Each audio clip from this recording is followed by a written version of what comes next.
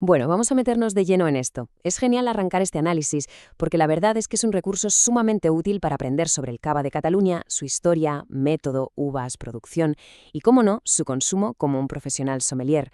Hoy nos ponemos el delantal de cata para destripar uno de los vinos espumosos más alucinantes, versátiles y sobre todo gastronómicos de todo el planeta. ¿Empezamos? Aunque, ojo, porque los comienzos no fueron un camino de rosas, precisamente. Mucho antes de que la enología moderna nos dejara controlar la magia de las burbujas, estas botellas que fermentaban de manera espontánea eran vistas literalmente como productos defectuosos. De hecho, la presión las hacía reventar en las bodegas de una forma tan impredecible y violenta que se ganaron el apodo, un poco supersticioso, de vinos del diablo, vins du diable. Menos mal que hoy esa fiereza la tenemos más que domada, ¿verdad? Y este es el menú degustación que tenemos por delante. Primero, la historia del cava catalán. Segundo, las uvas y ese famosísimo método tradicional. Tercero, vamos a ver las categorías y tipos. Cuarto, el debate entre cava, corpinat y champagne. Y quinto, el servicio profesional y el maridaje. Punto número 1. Historia del cava catalán. Fijaos, la evolución de este vino es una auténtica pasada. Nos enseña cómo un pequeño experimento local acabó siendo un titán a nivel mundial. Allá, por 1868, unos pioneros de Reus deciden plantar cara y presentan sus espumosos nada menos que en la Exposición de París. 4 años después, en 1872, Josep Raventós ya está sacando las primeras botellas con el método tradicional en Sant Sadurní d'Anoia. Pero atención, porque aquí viene el giro de guión. En 1887 llega la filoxera, un desastre absoluto que arrasa las viñas. Pero, curiosamente, esta plaga fue lo que lo cambió todo. Obligó a arrancar y apostar al 100% por cepas blancas autóctonas de altísima calidad. Eso es lo que le dio al cava su alma, su personalidad inconfundible. Ya más tarde, en 1972, después de bastantes roces legales con Francia por el uso de la palabra champán, nace por fin oficialmente la denominación de origen cava. Pasamos al punto 2. Uvas y el método tradicional. Como se suele decir, un gran vino empieza en la viña. Y el cava clásico se sostiene sobre una trinidad de uvas autóctonas absolutamente espectacular. Por un lado tenemos el macabeo, que es el que nos da ese puntito de dulzor frutal y una frescura tremenda. Luego está la parellada, la encargada de la elegancia, de las notas florales y de esa burbuja tan sutil. Y para rematar, el charreló. El charreló es literalmente la columna vertebral de todo esto. Le da cuerpo, le da estructura y le da el aguante necesario para que el vino pueda envejecer durante años sin oxidarse lo más mínimo. Es un equipo perfecto. Ahora, lo que resulta fascinante de verdad es entender de dónde sale esa efervescencia. El llamado método tradicional exige que la segunda fermentación ocurra íntegramente dentro de esa misma botella que luego vamos a abrir. Y va así, en el tiraje se mete el vino base, se le añade una mezcla milimétrica de levadura y azúcar y se sella a cal y canto. De ahí se pasa a la rima. Las botellas se tumban en horizontal en la oscuridad total de la bodega, a veces durante años y años. Ahí, las levaduras se comen el azúcar, liberan el gas de forma natural y al terminar mueren formando un pozo. Ya por último, en el degüelle, ese sedimento se expulsa mecánicamente. El resultado es un espumoso brillante, impecable, puro cristal. Claro, al hacer ese degüelle sale disparado un poquito de líquido, y ese vacío hay que rellenarlo antes de ponerle el corcho y el bozal definitivos. Aquí es donde entra un concepto sommelier total, el licor de expedición. Cuidado, esto no es un simple parche para rellenar la botella, ¿qué va? Es la firma estilística del enólogo, el toque final. Dependiendo de la cantidad exacta de azúcar que lleve esta mezcla secreta, la botella acabará siendo un espumoso ultra seco o uno mucho más dulce y goloso. Vamos con el tercer punto. Categorías y tipos de cava. Lo fundamental aquí es entender cómo el tiempo de reposo transforma por completo lo que hay dentro de la botella. El Consejo Regulador marca unas reglas muy estrictas. Si elegimos un cava de guarda, sabemos que tiene un mínimo de 9 meses de crianza. Es decir, vamos a encontrar perfiles súper ligeros, cítricos y muy frutales.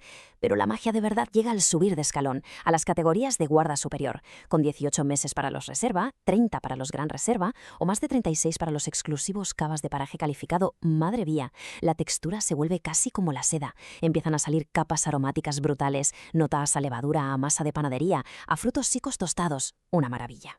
Y la otra pieza clave del puzzle para descifrar la etiqueta es, precisamente, el nivel de azúcar de ese licor de expedición que comentábamos antes. Si lo que se busca es la sequedad y la pureza absolutas, no hay duda. Hay que irse a por el Brut Nature. 0 azúcar añadido extra. 0. Solo lleva el residual natural que ya tenía la propia uva. A partir de ahí, a medida que bajamos en la lista, vamos pasando por perfiles más redondos, como los Brut, hasta llegar a los semisecos y los dulces, que históricamente siempre han sido los reyes indiscutibles a la hora de acompañar los postres. Y ojo, todos estos meses de guarda y toda esta normativa de la que hablamos no son simplemente sugerencias al aire. ¿Qué va? El Consejo Regulador, respaldado por este sello oficial, es súper estricto. Someten a los vinos a controles analíticos exhaustivos y a comités de cata profesionales muy exigentes. Básicamente, esto nos garantiza por ley que si hay en la mesa una botella que dice reserva, ese vino ha cumplido rigurosamente, día por día, el tiempo estipulado en la oscuridad de la bodega. Punto número 4. Cava, corpinat y champagne. Esto ilustra brillantemente la gran diferencia entre estos dos pesos pesados a nivel mundial. Porque sí, ambos usan exactamente el mismo método de segunda fermentación en botella, pero vienen de mundos completamente opuestos. El champán francés nace en un clima continental, frío y duro. Esto hace que recojan la uva con una acidez altísima, tan marcada que casi siempre les toca añadir bastante azúcar para equilibrar el golpe. El cava, en cambio, tiene la suerte de criarse en un clima mediterráneo. Al hacer calorcito, la uva madura de manera óptima y nos regala un vino que de forma natural es muchísimo más seco, súper equilibrado y sobre todo tremendamente gastronómico. Pero esperad, que el panorama actual es todavía más interesante, porque dentro de la propia Cataluña ha habido una revolución hace muy poco con el nacimiento de Corpinat. Veréis, la denominación de origen cava es inmensa a nivel geográfico, abarca zonas bastante amplias de España. Así que, en 2019, un grupo de bodegas históricas y de prestigio del Penedès dijo hasta aquí, y se separaron para crear su propia marca colectiva, Corpinat. Sus normas son, de lejos, las más exigentes del sector. Solo se elabora en el corazón del Penedès, toda la uva tiene que ser 100% ecológica, vendimiada a mano, vinificada en la propia bodega y con unas crianzas de mínimo 18 meses. Es la búsqueda más extrema de la pureza del terruño y del enfoque puramente artesanal. Y llegamos al punto 5, servicio profesional y maridaje. Bueno, vamos a ver cómo podemos aplicar todo esto directamente en la mesa para triunfar. Son 4 secretos de sumiller súper prácticos, de acción rápida. Primero, la temperatura. Cuidado con congelarlo. La temperatura ideal está entre los 6 y los 8 grados centígrados. Si lo servimos más frío, matamos todos los aromas. Y si nos pasamos de calor, resulta pesado. Segundo consejo de oro.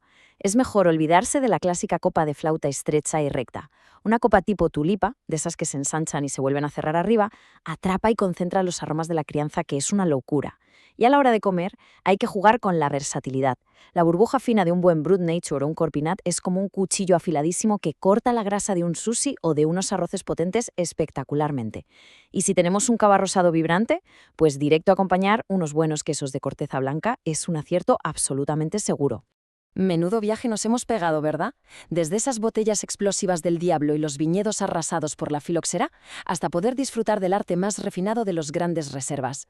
Llegados a este punto, ya contamos con todas las herramientas de un profesional para leer una etiqueta, descifrar qué misterio hay dentro y entender perfectamente por qué sabe a lo que sabe. Así que, para rematar, queda este pequeño reto flotando en el aire. Con todo lo aprendido hoy, ¿cuál será esa próxima botella perfecta para ser descorchada y explicada con auténtica propiedad en una próxima gran cena? Brindemos por ello y muchísimas gracias por ser parte de esta inmersión total en el mundo de las burbujas.